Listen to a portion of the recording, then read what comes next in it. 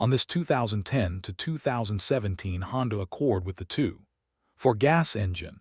P0966 may point to an electrical problem in the transmission control circuit for a /T clutch pressure control solenoid valve B. The car may go into fail-safe, and when this code is stored, it does not shift to any gear other than first, second, or fifth. Possible fault areas can include the LSB control wire, the PG ground circuit, connector or terminal issues, the solenoid valve assembly, or PCM-side control after the circuit and solenoid checks are proven. Keep the diagnosis electrical. This code is not caused by a mechanical problem inside the transmission. Before getting into circuit checks, save the freeze data and any onboard snapshot with the HDS. That gives you the conditions the PCM saw when it flagged the fault. Start by selecting on mode with the engine start/stop button. Clear the code with the HDS, then check for pending or confirmed codes. If P0966 comes right back, the failure is duplicated and you can move into circuit testing. If it does not come back, treat it as intermittent for now. The system is okay at this time, so concentrate on poor connections or loose terminals between a /T clutch pressure control, solenoid valve B, and the PCM. Next, select OFF mode, jump the SCS line with the HDS, and disconnect PCM connector B, the 51P connector. Check continuity on the LSB circuit from PCM connector B, terminal no. 7. The PUR wire to body ground. If you have continuity there, continue with the shorted wire check at the solenoid end.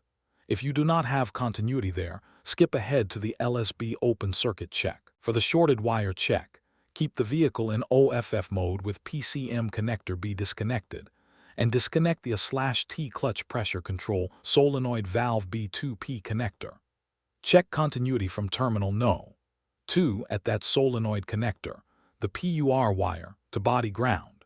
If continuity is still present, repair the short to body ground in the LSB wire between a /T clutch pressure control solenoid valve B and the PCM. If continuity is gone at this point, the LSB wire is okay, and the diagnostic path calls the /T clutch pressure control solenoid valve B faulty. The repair direction there is to replace the secondary valve body, which includes a /T clutch pressure control solenoid valve B. If the first LSB check did not show a short to ground, check the LSB wire for an open. With OFF mode selected, the solenoid valve B2P connector disconnected, and PCM connector B disconnected, check continuity from solenoid connector terminal no.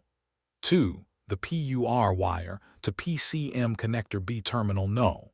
7. Also the PUR wire. If there is continuity, the LSB wire is okay, and you move on to the PG circuit. If there is no continuity, repair the open in the LSB wire between a /T clutch pressure control solenoid valve B and the PCM. Now check the PG circuit. With the same connectors still disconnected and OFF mode selected, check continuity from terminal no. 1 at the /T clutch pressure control solenoid valve B2P connector, the BLK wire, to body ground. If continuity is present, the PG wire is okay and you can test the solenoid resistance.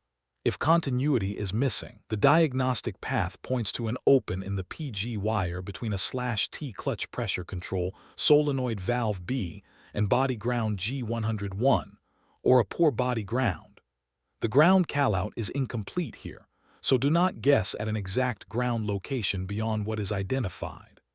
Pause, recheck the earlier diagnostic path and ground information, and repair only what you can confirm. If both the LSB and PG wiring checks pass, measure resistance across a /T clutch pressure control solenoid valve B at the 2P connector between terminal no. 1 and terminal no. 2. The expected result is 4.759 ohms. If the measurement is in that range, a /T clutch pressure control solenoid valve B is okay, and the diagnostic path calls for PCM replacement. If the measurement is not 4.759 ohms, the solenoid valve B is faulty, and the repair direction is to replace the secondary valve body, which includes a /T clutch pressure control solenoid valve B. The key on P0966 is to stay disciplined. Verify the code, separate a shorted LSB circuit from an open LSB circuit, confirm the PG ground path, and only then judge the solenoid resistance.